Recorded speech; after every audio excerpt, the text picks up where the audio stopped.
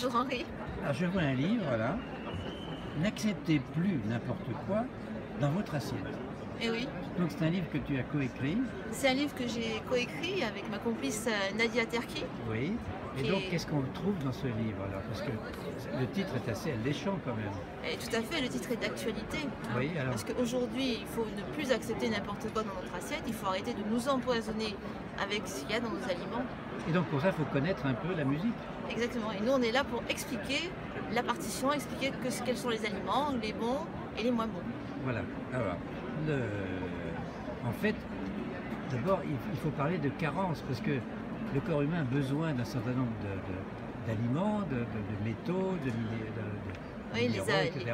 les aliments tels qu'ils sont aujourd'hui, Oui. à cause de la production je dirais, l'agroalimentaire, la production extensive, intensive, ne nous apporte plus les micronutriments dont on a besoin.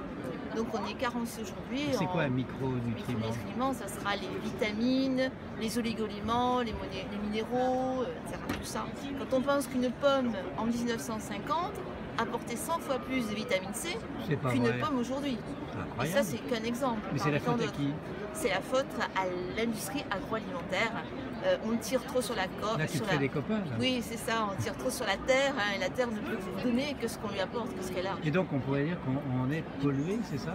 On est aussi pollué.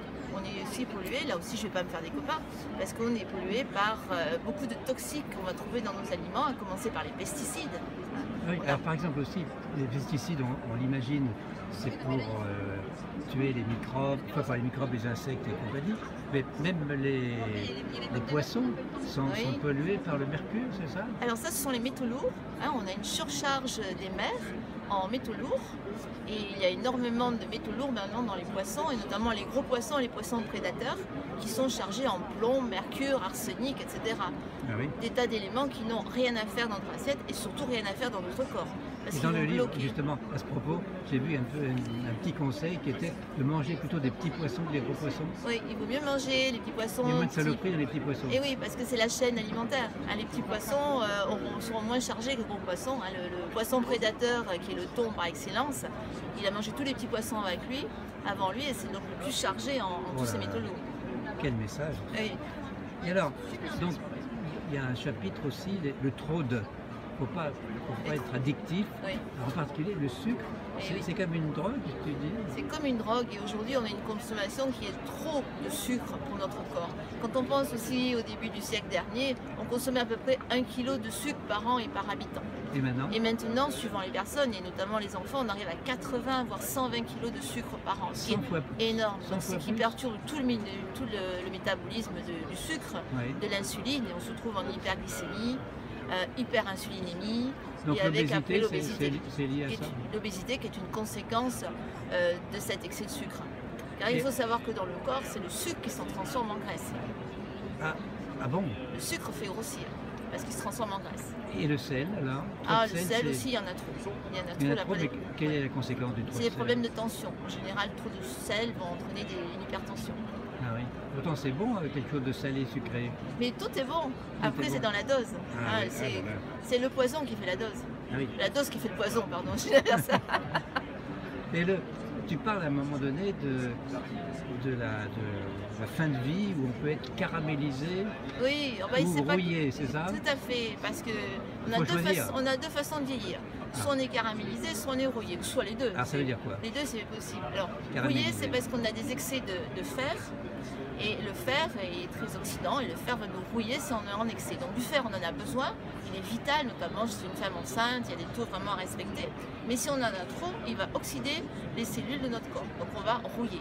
Et l'autre façon de vieillir, c'est se caraméliser, c'est-à-dire qu'on va manger des protéines qui sont, alors ça c'est un peu technique, qui sont glyquées, mais ce sont des protéines qui ne sont plus utiles dans notre corps et qui vont se stocker, dans nos cellules, et qui vont un petit peu leur faire perdre leur élasticité. Et au fur et à mesure, on va se caraméliser, on va se durcir. Alors, ensuite, ce qui est très important, c'est de mâcher. Eh oui. Oui, il faut mâcher, parce qu'aujourd'hui, on a pris l'habitude d'avaler très vite. Alors combien de fois? Alors, ça serait idéal de mâcher comme les moines tibétains, c'est-à-dire au moins 60 fois avant d'avaler. Ouais. Et on est loin du compte. Hein. Bah oui. Mais on ferait déjà 20 fois, ce serait pas mal. Parce que le fait de mâcher, ça va nous permettre de manger déjà, d'avoir une bonne digestion. Toute la chaîne digestive sera déjà meilleure si on mâche. Et puis ça permettra de manger plus lentement et d'atteindre la sensation de satiété. La sensation de satiété, ça atteint au bout de 20 minutes. C'est pour ça qu'il y a des aliments, par exemple la tête de veau. Ah, c'est bon. Oui, c'est bon, parce qu'il y a des éléments qui sont pas caloriques. Oui. Comment tu les appelles? C'est tout ce qui est un peu...